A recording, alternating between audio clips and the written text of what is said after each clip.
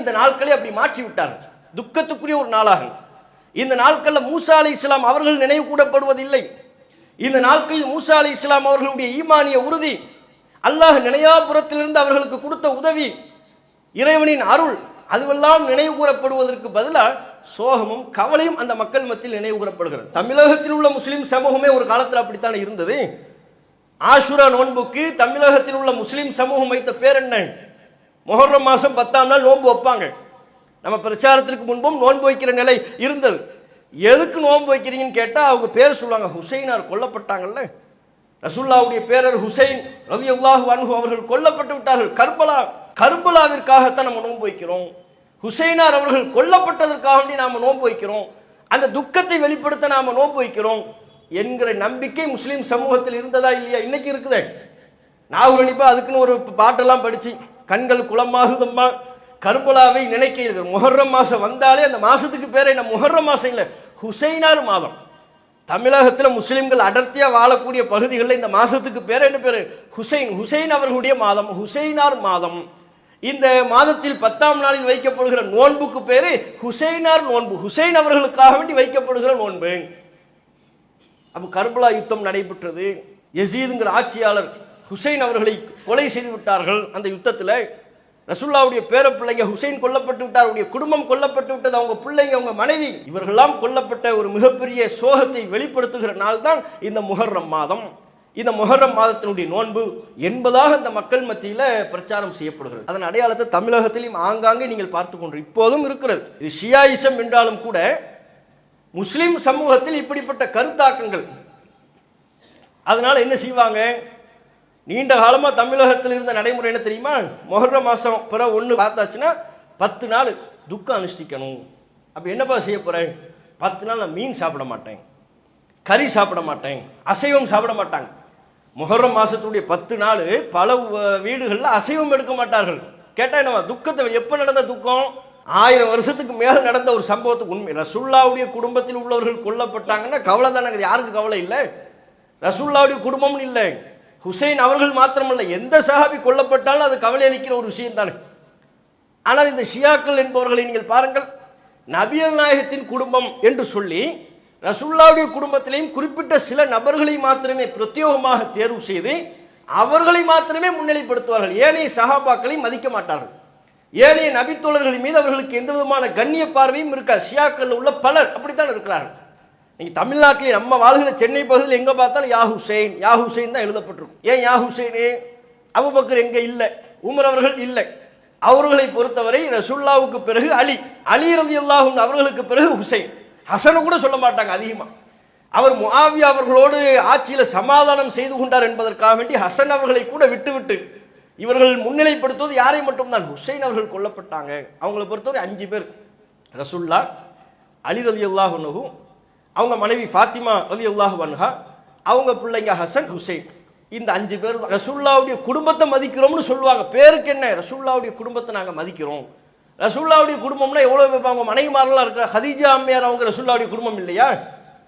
ஆயிஷா ரலியல்லாஹு அன்ஹா, அவங்க ரசூலுல்லாஹ்வுடைய குடும்பம் இல்லையா? ரசூலுல்லாஹ்வுடைய ஏனைய மனைவிமார்கள் உம்மஹாத்துல் மூமினீன், அவங்க ரசூலுல்லாஹ்வுடைய குடும்பம் இல்லையா? அவங்கள பற்றிலாம் பேச மாட்டாங்க. சரி, ஏனைய நபித்தோழர் இந்த மார்க்கத்துக்காக வேண்டி பாடுபடவில்லையா? ஹுசைன் அவர்கள் மட்டும்தான் பாடுபட்டார்களா? எந்த நபித்தோழருடைய தியாகத்தையும் நம்ம குறைச்சி மதிப்பிடக்கூடாது அல்லவா? அம்மார் அவர்கள் கொல்லப்பட்டார்களே, சுமையா அவர்கள் கொல்லப்பட்டார்களே, யாசிர் அவர்கள் கொல்லப்பட்டார்களே. இந்த மார்க்கத்துக்காக வேண்டி பாடுபட்ட ஏராளமான நபித்தோழர்கள் இருக்கிறார்கள். அவர்களை எல்லாம் ஓரம் கட்டிவிட்டு அவர்களை அவதூறாக அல்லது பொய்யாக சும்மா கற்பனை கதைகளை பேசி அவங்களுடைய தியாகத்தை கொச்சைப்படுத்தி விட்டு இந்த 5 பேர். இப்போ இதை பற்றி நம்ம ஏன் சொல்கிறோம்னா, தமிழக முஸ்லீம்கள் டீம் இந்த ஷியாயிசம் நுழைந்து இருக்கிறது. அதனால தான் நீங்கள் அறியாமலே வந்து விட்டது. தமிழ்நாட்டில் அவங்க ஆட்சி அதிகாரத்தில் இருந்த பொழுது ஏதோ ஒரு வகையில் தமிழ்நாட்டில் இந்த ஷியாயிசத்தை நுழைத்து விட்டார்கள். நீங்கள் அதிகமாக நம்ம முஸ்லீம்களுக்கு வைக்கப்பட்ட பெயர்களெல்லாம் பாருங்கள், குறைவாகத்தான் அபூபக்கர், உமர், பிலால்லாம் குறைவாக இருக்கும். அதிகமான பேர் எது? அலி, ஃபாத்திமா, அப்பாஸ். அதெல்லாம் ரசூலுல்லாஹ்வுடைய குடும்பத்தில் உள்ள அலி அவர்களோடு எதை எடுத்தாலும் முகமது அலி, அலியை சேர்த்துக்குவார். முகமது அலி, அப்பாஸ் அலி, சையது அலி, ஃபாத்திமா. சையதுனா தலைவர், சையது அலி, அலி தான் நம்ம தலைவர், ஃபாத்திமா அலி, சையது அலி, ஃபாத்திமா. எல்லாமே என்ன? இந்த 5 பேரை முதன்மைப்படுத்தக்கூடிய அவர்கள் வழிவந்த ஏனைய பிள்ளைகள். இப்போ நீங்கள் தமிழ்நாட்டில் நீங்கள் பார்த்தீங்கன்னா ரஜப் மாசத்துல முன்னால் கடந்த காலங்கள்ல எல்லாம் ரஜப் மாசத்துல பூரியான் ஃபாத்தியான்னு ஓதுவாங்க, கேள்விப்பட்டிருக்கீங்களா? இப்போ கிடையாது. பூரியான் ஃபாத்தியா இப்போ வந்து ரொம்ப குறைந்து விட்டது. அதனாலே நிறைய பேர் அந்த பூரி டேஸ்ட்டே வரமாட்டேங்குது. அதுக்காக என்னையா செய்யறது, அந்த பூரி டேஸ்ட் இல்லட்டா அப்பதான் பூரி விற்கிறாங்க. இல்லை, பூரியான் ஃபாத்தியான்னு ஓதுவாங்க ரஜப் மாசத்துல. பூரியான் ஃபாத்தியான்னு என்ன, அதுக்கு பேரு ஜாஃபர் சாதிக்கு அவங்க பேர்ல ஓதப்படுகிற ஃபாத்தியா. ஜாஃபர் சாதிக்னா யாரு? இந்த குடும்பத்தில் வந்தவர்கள் தான், அலி அவர்களுடைய குடும்பத்தில் வந்தவர்கள். ஒரு நல்ல மனிதர் தான் அவர்.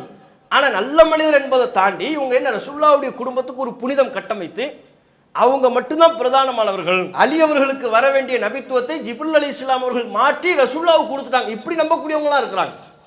ஷியாக்கள்ல உள்ள ஒரு சாரார் எப்படி நம்புகிறார்கள்? முறைப்படி இந்த நபித்துவம் என்பது வர வேண்டியது யாருக்கு? அலி அவர்களுக்கு வர வேண்டிய நபித்துவம் ஜிப்ரீல் அலைஹிஸ்ஸலாம் அவர்கள் மாற்றி ரசூலுல்லாஹ்வுக்கு கொடுத்துட்டாங்க. அதனால ரசூலுல்லாஹ்வுக்கு அப்புறம் பல நபித்தோழர்கள் உள்ளே புகுந்து அலி அவர்களுக்கு வர வேண்டிய ஆட்சி அதிகாரத்தை பறித்து விட்டார்கள் என்பதெல்லாம் ஜிப்ரீல் அலைஹிஸ்ஸலாம் அவர்கள் மீது அவதூறு, ஏனைய நபித்தோழர்களின் மீது அவதூறு. இந்த அவதூறு சொல்லக்கூடிய குரூப்புகள்லாம் இல்லாவிட்டால் கூட இருக்கிற ரசூலுல்லாஹ்வை ஏற்றுக்குவாங்க. ஜிப்ரீல் அலைஹிஸ்ஸலாம் அவர்களை ஏற்றுக்கொள்ளக்கூடிய குரூப்பா இருந்தா கூட அலி அவர்களுக்கு புனிதம் இருக்கிறது. அவங்க ரசூலுல்லாஹ்வுடைய குடும்பத்தில் உள்ள இந்த ஐவருக்கென்று ஒரு புனிதம் இருக்கிறது. அவங்க வழி வந்த பிள்ளைங்க, அவங்க தான் இமாம், அவங்க தான் இந்த உலகத்தினுடைய இமாம்கள்.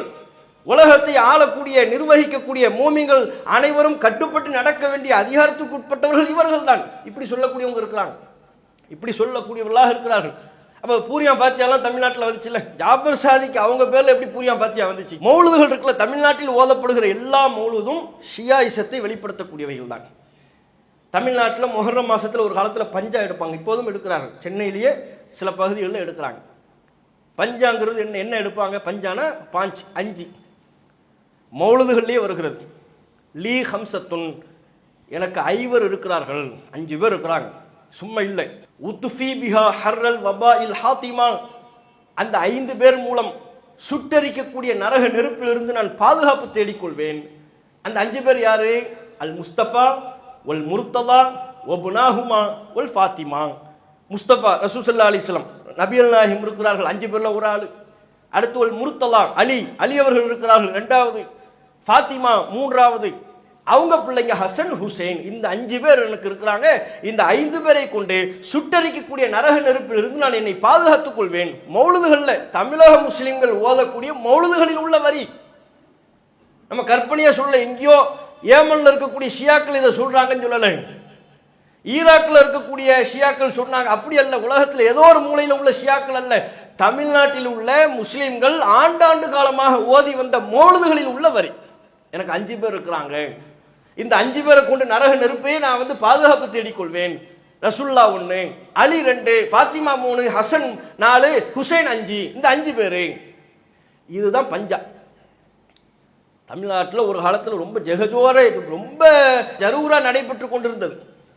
பஞ்சா எடுத்துக்கிட்டு போவாங்க. அந்த பஞ்சாவில் ஒரு 5 விரலை நீட்டி கொண்டு ஒரு பொம்மையை வைத்திருப்பார்கள். 5 விரல்லையும் ஒரு புகைப்படத்தை ஒட்டியிருப்பார்கள். கீழே ஒவ்வொன்றுக்கும் பேர் எழுதியிருப்பாங்க. இந்த 5 பேர் பேர் எழுதியிருப்பாங்க. அப்போ பட்டவர்த்தனமாக பஞ்சாங்கிறது என்னதான்? ஷியாயிசத்தின் வெளிப்பாடு. அது தமிழ்நாட்டில் கொண்டாடப்பட்டதா இல்லையா? அது மட்டுமா, தமிழ்நாட்டில் உருவாகி இருக்கிற தரீக்காக்கள்ங்கிற பேரில் நிறைய உருவாகி வைத்திருக்கிறார்களா இல்லையா? இதுவெல்லாம் ஷியாயிசத்தின் வெளிப்பாடு. நீங்க எல்லா தரீக்காவையும் பாருங்க, இன்னாரு இன்னாரு அவருடைய தந்தை இவர், அவருடைய தந்தை இவருன்னு சொல்லி எங்க கொண்டு போய் சேர்ப்பாங்கன்னா அலி அவர்கள் குடும்பமா ரசூலுல்லாஹ்ட்ட கொண்டு போய் சேர்த்துருவாங்க. தரீக்காக்கள் அனைத்துமே பரம்பரை சொல்லுவாங்கல்ல. இந்த ஒருத்தர் இருக்கிற ரசூலுல்லாஹ்வுடைய பேரப்பிள்ளை 72வது பேரப்பிள்ளை யாருக்கு தெரியும்? 72வது பேரப்பிள்ளை வந்து இங்க இருக்கிறாரு. ரசூலுல்லாஹ்வுடைய 83வது பேரப்பிள்ளை இங்க இருக்கிற. நம்ம தலைமுறையில 3 பேருக்கு முந்தையே யாருன்னு தெரியல. தெரியுமா நமக்கு? நம்ம வாப்பாவை தெரியும், வாப்பாவுடைய வாப்பா தெரியும், அதிகபட்சமா போனா அவர் வாப்பாவை தெரியும். அதுக்கு மேல 4வது ஜெனரேஷன்ல உள்ளவங்க யார் நமக்கு தெரியும்? தெரியாது. தெரியாதுங்கிற இந்த அறியாமை பயன்படுத்தி கொண்டு தமிழக முஸ்லிம்கள்ட்ட என்ன, இவர் வர்றாருப்பா, அவர் யாருப்பா, அவர் ரசூலுல்லாஹ்வுடைய 83வது பேரரு, அந்த வாரிசு வழியில வந்து 83வது பேரர். நம்ம என்ன செக் பண்ணவா போறோம்? ரேஷன் கார்டா இருக்கு, ஆதார் கார்டு இருக்கா?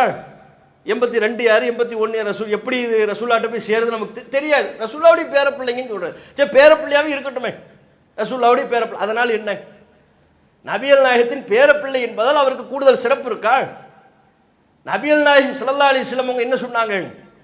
என்னுடைய சொத்துக்களுக்கு என்னுடைய குடும்பத்தார்கள் வாரிசாக மாட்டார்கள், என் குடும்பத்தாருக்கு சதக்கா தர்மம் வந்து ஹராம் என்று சொன்னார்கள். இவங்க ரசூலுல்லாஹ்வுடைய பேரப்பிள்ளைங்க, உங்க தர்மத்தையெல்லாம் தாங்க, அங்கே கொண்டு போய் கொடுப்பாங்க. ரசூலுல்லாஹ்வுடைய பேரப்பிள்ளை என்றாலும் கூட அதனால் அவங்க சொர்க்கத்துக்குரியவர்கள் என்று ஆகிவிடுமா? நபிகள் நாயகம் யார் யாரை சுவனத்துக்குரியவர்கள் என்று பெயர் சொல்லி சொன்னார்களோ அது ரசூலுல்லாஹ்வுடைய குடும்பத்தில் உள்ளவர்களும் குடும்பத்திற்கு வெளியில் உள்ள ஏனைய நபித்தோழர்களும் அல்லாஹ்வின் தூதரால் முன்னறிவிப்பு செய்யப்பட்டவர்கள் தான் சொர்க்கத்திற்குரியவர்கள். மற்றவங்கள்லாம் அவங்களால என்னன்னு அல்லாஹ்வுக்கு தான் தெரியும். இதெல்லாம் நம்ம நம்ப வேண்டிய விஷயம். ஆனால் இவர்கள் நபியின் குடும்பத்தார்கள், நபியின் பேரர் அப்படிங்கிற பேரில் புனிதத்தை கட்டமைப்பாங்க. அப்போ தரீக்காக்கள் எல்லாத்தையுமே ரசூலுல்லாஹ்வுடைய பேரப்பிள்ளைன்னு கொண்டு போய் முடிப்பாங்க. ரசூலுல்லாஹ்வுடைய குடும்பத்தில் யார் வழியாக தான் போகும்? அபூபக்கர் அந்த வழியாலாம் போகாது, ஆயிஷா அவர்கள் வழியாக செல்லாது. எல்லாம் அலி அவர்கள் மூலமாக ரசூலுல்லாஹ்வுடைய குடும்பத்தில் போய் ஜாயின் பண்ணி விட்டுருவாங்க. அலி அவர்கள் மூலமாக எல்லா தரீக்காவும் அலி அவர்கள் மூலமாகவே இணைக்கப்படுகிறது. இதனுடைய நிலை என்ன? இதெல்லாம் ஷியாயிசம் இல்லையா? அப்போ தமிழ்நாட்டிலையும் முஸ்லீம்கள்ட்ட ஷியாயிசம் நுழைந்திருக்கிறது. அந்த அடிப்படையில் ஏராளமான நம்பிக்கைகள் மக்கள் மத்தியில் இருக்கிறது. தவறான இஸ்லாத்திற்கு புறம்பான நம்பிக்கைகளை தவிர்த்து முஹர்ரம் மாசத்தில் சென்னையிலேயே முஸ்லீம்கள், தமிழக முஸ்லீம்களை எங்கள் துன்பத்தை வெளிப்படுத்திக்கிறோம்னு தங்களை தாங்களை மாய்த்துக் கொள்வது, காயப்படுத்திக் கொள்வது, கத்தியால் வெட்டி கொள்வது, இது போன்ற காரியங்களெல்லாம் ஈடுபடுறாங்க சில முஸ்லீம்கள். இதெல்லாம் அறியாமல் இஸ்லாத்தில் இல்லாத அனாச்சாரங்கள். நபிகள் நாயகம் ஸல்லல்லாஹு அலைஹி வஸல்லம் அவங்க சொன்னாங்க, தன்னுடைய கன்னத்தை அறைந்து கொள்பவன் என்னை சார்ந்தவன் அல்ல. துன்பத்தின் போது துக்கத்தை வெளிப்படுத்துகிறோம்ங்கிற பேரில் தன்னுடைய சட்டையை கிழித்துக் கொள்பவன் என்னை சார்ந்தவன் அல்ல என்று நபிகள் நாயகம் ஸல்லல்லாஹு அலைஹி வஸல்லம் அவங்க சொன்னாங்க. இது இன்னைக்கு நேற்று நடக்கிற துன்பமும் இல்லை. எப்போது நடந்த துன்பத்தை சொல்லிக்கொண்டு, சோக நிகழ்வை சொல்லிக்கொண்டு தம்மை தாமே துன்புறுத்துவது இஸ்லாத்தில் உள்ளதா? இவற்றையெல்லாம் சிந்தித்து நம்முடைய இறை நம்பிக்கையை சரியான அடிப்படையில் அமைத்துக் கொள்கிற நன்மக்களாக, குறிப்பாக இந்த மாதம் நமக்கு தருகிற ஈமானிய உணர்வை, இறை நம்பிக்கைக்கு உத்வேகம் தரக்கூடிய ஒரு நாளாக முஹர்ரம் மாதத்தினுடைய 10ஆம் நாளை நாம் எடுத்துக்கொண்டு நம்முடைய வாழ்க்கையை அப்படி அமைத்துக் கொள்வோமாக என்று கேட்டு என்னுடைய முதல் உரையை நிறைவு செய்து கொள்கிறேன். அல்லாஹு அக்பர், அல்லாஹு அக்பர்.